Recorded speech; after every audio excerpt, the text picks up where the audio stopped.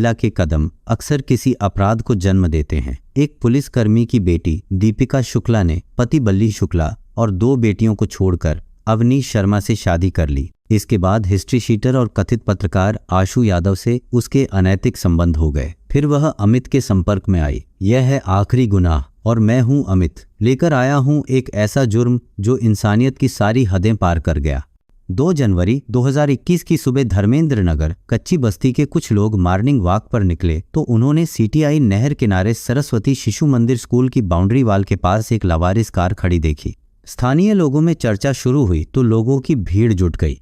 इसी बीच किसी ने फोन करके थाना बर्रा पुलिस को सूचना दे दी। सूचना मिलते ही थाना प्रभारी हरमीत सिंह पुलिस टीम के साथ घटनास्थल पर आ गए। उन्होंने कार का बारीकी से निरीक्षण किया। कार के शीशों पर काली फिल्म चढ़ी थी जिससे अंदर का कुछ भी दिखाई नहीं पड़ रहा था। कार के पिछले शीशे पर एक स्टिकर चिपका था जिस पर लिखा था अमर स्तंभ हिंदी दैनिक समाचार पत्र आशु यादव संवाददाता। स्टिकर पर पुलिस और मोबाइल नंबर भी लिखा था। हरमीत सिंह ने अनुमान लगाया कि कार किसी पत्रकार की हो सकती है। उन्होंने स्टिकर पर लिखा मोबाइल नंबर मिलाया लेकिन वह बंद था। कार के अंदर की स्थिति को जानने के लिए हरमीत सिंह ने कार का पिछला दरवाजा खोला तो वह सहम गए। पिछली सीट पर एक युवक की लाश पड़ी थी। हरमीत सिंह ने लावारिस कार से शव बरामद होने की सूचना पुलिस अधिकारियों को दी तो मौके पर एसएसपी प्रीतिंद्र सिंह, एसपी पूर्वी राजकुमार अग्रवाल, एसपी साउथ दीपक भूकर तथा सीओ गोविंद नगर विकास कुमार पांडे आ गए। पुलिस अधिकारियों ने मौके पर फोरेंसिक टीम को भी बुला लिया। पुलिस अधिकारियों ने बारीकी से कार तथा शव का निरीक्षण किया। मृतक की उम्र 30 वर्ष के आसपास थी। उसके शरीर पर चोटों के निशान थे और गले पर रगड़ का निशान था। इससे अनुमान लगाया कि युवक की हत्या रस्सी से गला घोंटकर की गई होगी। हत्या से पहले संभवतः उसके साथ मारपीट भी की गई थी। फोरेंसिक टीम ने कार से फिंगरप्रिंट लिए तथा अन्य साक्ष्य जुटाए। कार की तलाशी में शराब की एक खाली बोतल, 4 शिकायती पत्र, 2 माइक, आगे की सीट के नीचे प्लास्टिक बैग में 2 टेडी बियर, कोटी, फोटो लगे कई स्टिकर तथा मृतक की जेब से 300 रुपए बरामद हुए। इस सामान को पुलिस ने जाब्ते में ले लिया।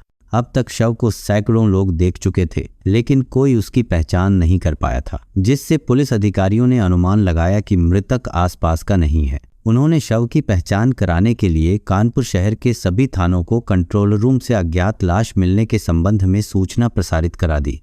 कुछ देर बाद ही थाना रेल बाजार के थाना प्रभारी दधिबल तिवारी ने एसपी पूर्वी राजकुमार अग्रवाल को सूचना दी कि उनके थाने में आशु यादव नाम के युवक की गुमशुदगी दर्ज है जो कथित पत्रकार तथा हिस्ट्री शीटर है। चूंकि कार में लगे पोस्टर में भी आशु यादव का नाम छपा था, एसपी अग्रवाल ने दधिबल तिवारी को आदेश दिया कि वह आशु के घरवालों को साथ लेकर जल्द ही धर्मेंद्र नगर कच्ची बस्ती स्थित नहर की पटरी पर पहुंचे।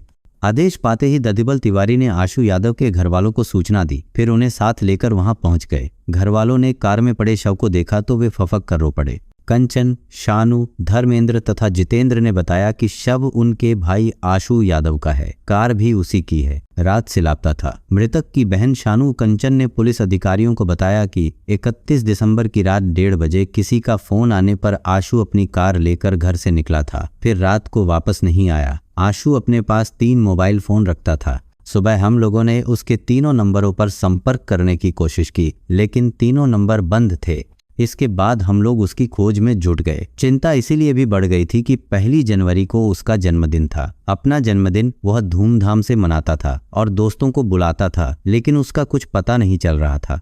दिन भर खोजने के बाद जब उसका कुछ भी पता नहीं चला तो उन्होंने शाम को थाना रेल बाजार जाकर उसकी गुमशुदगी दर्ज करा दी थी। बहन कंचन ने यह भी बताया कि आशु गले में सोने की चेन तथा दोनों हाथों में सोने की 6 अंगूठियां पहने हुआ था। हत्यारों ने उसके तीनों मोबाइल, चेन तथा अंगूठियां लूट ली हैं, चूंकि शव की शिनाख्त हो गई थी। पुलिस ने घटनास्थल की कार्रवाई निपटाने के बाद शव को पोस्टमार्टम के लिए लाला लाजपत राय अस्पताल भिजवा दिया। आशु यादव की गुमशुदगी थाना रेल बाजार में दर्ज थी। थाना प्रभारी दधिबल तिवारी ने मृतक की बहन कंचन की ओर से बादम्बी की धारा 364/302/201/100 देबी के तहत अज्ञात हत्यारों के खिलाफ रिपोर्ट दर्ज कर ली। रिपोर्ट दर्ज होने के बाद एसएसपी प्रीतिंद्र सिंह ने मृतक आशु यादव के भाई धर्मेंद्र यादव से घटना के संबंध में पूछताछ की। पूछताछ में धर्मेंद्र ने बताया कि उसका भाई आशु हिंदी दैनिक समाचार पत्र अमर स्तंभ में काम करता था। कुछ समय पहले उसने क्षेत्रीय पार्षद मधु के पति राजू सोनकर वो उनके बेटों के कारनामों के खिलाफ समाचार छापा था, जिस पर राजू ने झगड़ा किया था और उसके बेटे अति व सोनू सोनकर ने आशु को जान से मारने की धमकी दी थी। आशु की हत्या में इन्हीं लोगों का हाथ है। संदेह के आधार पर पुलिस ने राजू व उसके बेटों से पूछताछ की, लेकिन कुछ हाथ नहीं लगा।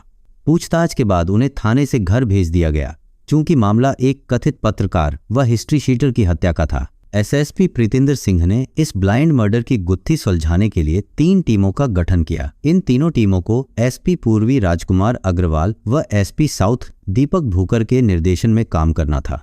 इन टीमों में इंस्पेक्टर नौबस्ता सतीश कुमार सिंह, इंस्पेक्टर बर्रा हरमीत सिंह, इंस्पेक्टर रेल बाजार दधिबल तिवारी, सीओ गोविंदनगर विकास कुमार पांडे तथा सर्विलांस टीम को शामिल किया गया। पुलिस की तीनों टीमों ने अलग अलग जांच शुरू की। आशु यादव 31 दिसंबर की रात 1:30 बजे अपने घर खपरा मोहाल से निकला था और उसके मोबाइल फोन की आखिरी लोकेशन 31 दिसंबर की रात 2:30 बजे मसवानपुर की मिली थी। मिलने लगे सबूत पुलिस की एक टीम ने खपरा मोहाल से घंटाघर, जरीब चौकी, विजयनगर व मसवानपुर तक रोड पर लगे सीसीटीवी कैमरों की फुटेज खंगाली तथा दूसरी टीम ने दूसरे रोड की फुटेज को खंगाला, जिसमें आशु की कार मसवानपुर जाते समय, फजलगंज व विजयनगर चौराहे पर जाते समय तो दिखी पर लौटते समय दिखाई नहीं दी। जाहिर था कि हत्या के बाद हत्यारे आशु की कार को किसी दूसरे रूट से लाए थे और धर्मेंद्र नगर स्थित नहर पटरी पर कार को खड़ा कर दिया था। सर्विलांस टीम ने मृतक आशु के तीनों मोबाइल नंबरों की कॉल डिटेल्स निकलवाई तो पता चला कि 31 दिसंबर की देर रात आशु के मोबाइल फोन पर आखिरी कॉल एक महिला की आई थी। वह महिला सीतापुर में रहने वाली शालिनी थी। पुलिस जब उसके पते पर पहुंची तो पता चला कि उस फोन नंबर का इस्तेमाल मसवानपुर निवासी दीपिका शुक्ला कर रही थी। टीम ने दीपिका के संबंध में जानकारी जुटाई तो पता चला कि वह शातिर अपराधी है। शिवली, सचेंडी व कोना थाने में उसके खिलाफ कई मुकदमे दर्ज हैं। नकली शराब बनाने व बेचने के जुर्म में वह पति के साथ जेल गई थी और अब जमानत पर थी। सर्विलांस टीम ने उसके मोबाइल फोन की कॉल डिटेल्स निकलवाई तो हिस्ट्री शीटर अमित गुप्ता के बारे में जानकारी मिली। अमित गुप्ता के फोन की डिटेल्स के जरिए टीम को उसके 2 साथियों जूहीलाल कॉलोनी निवासी किशन वर्मा व सचिन वर्मा की जानकारी मिली। अमित के मोबाइल फोन पर 31 दिसंबर की रात 2 बजे एक मैसेज भेजा गया था, जिसमें लिखा था, बुला लो भाई उसको, आज हो जाएगा काम। जांच से पता चला कि जिस नंबर से मैसेज भेजा गया था वह किशन का था। पुख्ता सबूत मिलने के बाद पुलिस की संयुक्त टीमों ने 3 जनवरी 2021 की रात 11 बजे किशन वर्मा व सचिन वर्मा के जूहीलाल कॉलोनी स्थित घर से दोनों को गिरफ्तार कर लिया। उन दोनों को थाना रेल बाजार लाया गया। थाने में जब किशन व सचिन वर्मा से आशु यादव की हत्या के संबंध में सख्ती से पूछताछ की गई तो वे टूट गए और हत्या का जुर्म कबूल कर लिया। उन दोनों की निशानदेही पर पुलिस टीमों ने मसवानपुर स्थित दीपिका के घर छापा मारा, लेकिन दीपिका और अमित फरार हो चुके थे। दीपिका के घर से पुलिस ने वह रस्सी बरामद कर ली जिससे आशु का गला घोंटा गया था। पूछताछ में आरोपी किशन वर्मा व सचिन ने बताया कि आशु की हत्या प्रेम त्रिकोण में की गई थी। आशु व अमित दोनों का दीपिका से नाजायज रिश्ता था। अमित को आशु और दीपिका की नजदीकियां पसंद नहीं थी, इसीलिए उसने दीपिका के साथ मिलकर आशु को मौत की नींद सुला दिया। रुपयों के लालच में उन दोनों ने भी अमित का साथ दिया। हत्या मसवानपुर स्थित दीपिका के घर की गई थी। 4 जनवरी 2021 को रेल बाजार थाना प्रभारी दधिबल तिवारी ने आशु यादव की हत्या का खुलासा करने की जानकारी पुलिस अधिकारियों को दी तो एसएसपी प्रीतिंदर सिंह, एसपी पूर्वी राजकुमार अग्रवाल, एसपी साउथ दीपक भूकर ने पुलिस लाइन सभागार में प्रेस वार्ता की। एसएसपी ने केस का खुलासा करने वाली टीम को 25,000 रुपये इनाम देने की भी घोषणा की। चूंकि आशु यादव की हत्या का मुकदमा रेल बाजार थाने में पहले से अज्ञात में दर्ज था। खुलासा होने के बाद थाना प्रभारी दधिबल तिवारी ने इस मामले में 4 आरोपी दीपिका शुक्ला, अमित गुप्ता, किशन वर्मा व सचिन वर्मा को नामजद कर दिया। 2 आरोपी दीपिका व अमित फरार थे। आरोपियों से पूछताछ में प्रेम त्रिकोण में हुई हत्या का सनसनीखेज खुलासा हुआ। उत्तर प्रदेश के कानपुर शहर के थाना रेल बाजार के अंतर्गत एक मोहल्ला है खपरा मोहाल। इसी मोहल्ले के मकान नंबर डी 19 में छोटे सिंह यादव रहते थे। उनके परिवार में पत्नी मालती के अलावा 3 बेटे धर्मेंद्र, जितेंद्र, आशु तथा 2 बेटियां शानू व कंचन थीं। छोटे सिंह की जनरल स्टोर की दुकान थी।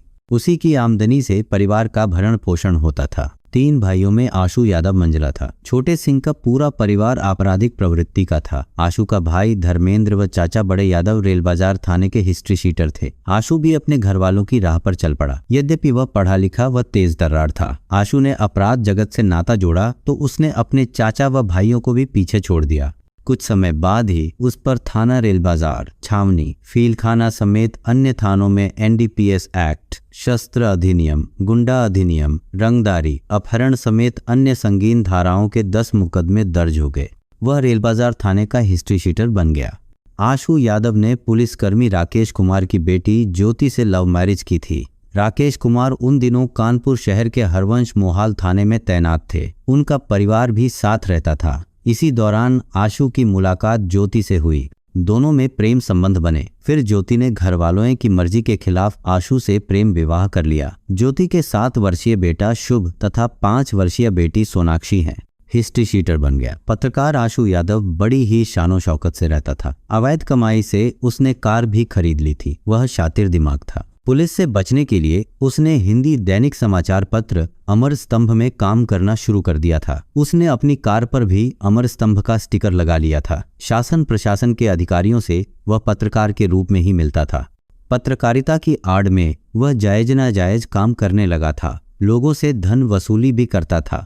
सन 2019 में आशु यादव किसी मामले में जेल गया तो वहां उसकी मुलाकात मोती मोहाल निवासी अमित गुप्ता व कल्याणपुर निवासी अवनीश कुमार शर्मा से हुई। तीनों एक ही बैरक में थे। अमित शातिर अपराधी था। उसने रुपए व जेवर हड़पने के लिए कल्याणपुर निवासी बुआ बिट्टो, फूफा पवन गुप्ता तथा बिट्टो की सास रानी की हत्या कर दी थी।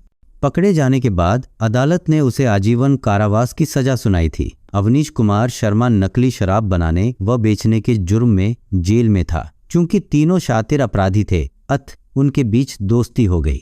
अवनीश शर्मा की ही पत्नी का नाम दीपिका शुक्ला था। वह भी पति के अवैध कारोबार में हाथ बंटाती थी। दीपिका मूल रूप से शिवली थाने के गांव भीखर की रहने वाली थी। उसके पिता अशोक चतुर्वेदी मुंबई पुलिस में हवलदार थे। रिटायर होने के बाद उनकी मुजफ्फरनगर में हत्या कर दी गई थी। कुछ दिनों बाद मां की भी मौत हो गई। उसके बाद सन 2002 में दीपिका ने शिवली थाने के बैरी सवाई गांव निवासी बल्ली शुक्ला उर्फ हरिराम शुक्ला से शादी कर ली। बल्ली शुक्ला से दीपिका ने 2 बेटियों को जन्म दिया। बल्ली शुक्ला के पड़ोस में अवनीश शर्मा रहता था। उसका बल्ली शुक्ला के घर आना जाना था। घर आते जाते अवनीश शर्मा ने दीपिका को अपने प्यार के जाल में फांसा लिया। वर्ष 2016 में अवनीश की दीवानी दीपिका 2 बेटियों को छोड़कर अवनीश के साथ भाग गई। अवनीश कल्याणपुर में रहता था और नकली शराब बनाता बेचता था। दीपिका भी अवनीश के साथ नकली शराब बनाने बेचने का काम करने लगी। उसने कई शराब तस्करों से अपने संबंध मजबूत कर लिए और उनके मार्फत शिवली, सचेंडी, घाटमपुर तथा कानपुर में नकली शराब बेचने लगी थी। सन 2017 में नकली व जहरीली शराब पीने से घाटमपुर व सचेंडी में 17 लोगों की मौत हो गई थी। इस मामले में वह अवनीश के साथ पहली बार जेल गई।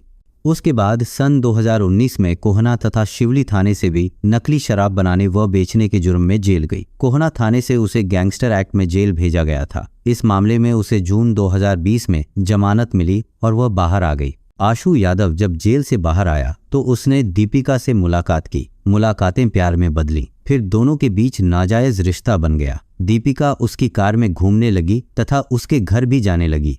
आशु उसकी आर्थिक मदद भी करने लगा।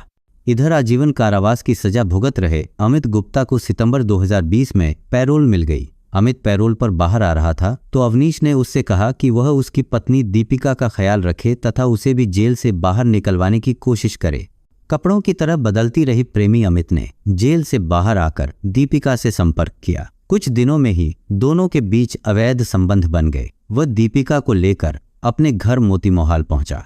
अमित के घर वालों ने दीपिका को घर में रखने की इजाजत नहीं दी। इस पर वह दीपिका को लेकर मसवानपुर में अनिल शुक्ला के मकान में किराए पर रहने लगा। दिखावे के लिए उसने बाजार में कपड़े की दुकान खोल ली। दीपिका के साथ रहते अमित को पता चला कि दीपिका के उसके दोस्त आशु यादव से पहले से ही नाजायज संबंध हैं। यह बात अमित को नागवार लगी और उसने आशु को मिटाने की ठान ली। उसने दीपिका से साथ देने को कहा तो वह आनाकानी करने लगी। इस पर अमित ने दीपिका को धमकी दी कि वह साथ नहीं देगी तो वह आशु और उसके नाजायज रिश्तों की बात उसके पति अवनीश को बता देगा। इस धमकी से दीपिका डर गई और वह अमित का साथ देने को राजी हो गई।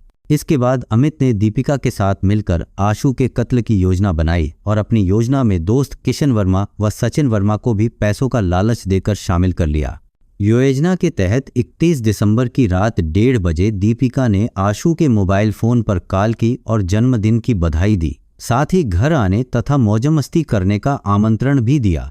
इसके बाद आशु सच संवर कर अपनी कार से दीपिका के घर मसवानपुर पहुंच गया। जन्मदिन की खुशी में दीपिका ने उसे खूब शराब पिलाई। आशु जब नशे में धुत हो गया तभी अमित अपने साथियों किशन व सचिन के साथ घर आ गया। दोनों ने आशु को दबोच लिया और खूब पिटाई की। फिर अमित व दीपिका ने मिलकर रस्सी से आशु का गला घूंट दिया। इस बीच दीपिका ने आशु के 3 मोबाइल फोन कब्जे में लेकर स्विच ऑफ कर दिए तथा आशु के गले से सोने की चेन तथा दोनों हाथों से सोने की 6 अंगूठियां उतार ली। इसके बाद सब ने मिलकर आशु के शव को उसकी कार में रखा और कार बर्रा थाना क्षेत्र के धर्मेंद्र नगर कच्ची बस्ती लाकर नहर की पटरी पर खड़ी कर दी। उसके बाद वे सब फरार हो गए। थाना रेल बाजार पुलिस ने अभियुक्त किशन वर्मा व सचिन वर्मा से पूछताछ के बाद उन्हें 4 जनवरी 2021 को कानपुर कोर्ट में पेश किया, जहां से उन्हें जेल भेज दिया गया। मुख्य आरोपी अमित गुप्ता तथा दीपिका शुक्ला फरार थी। पुलिस सरगर्मी से उनकी तलाश में जुटी थी।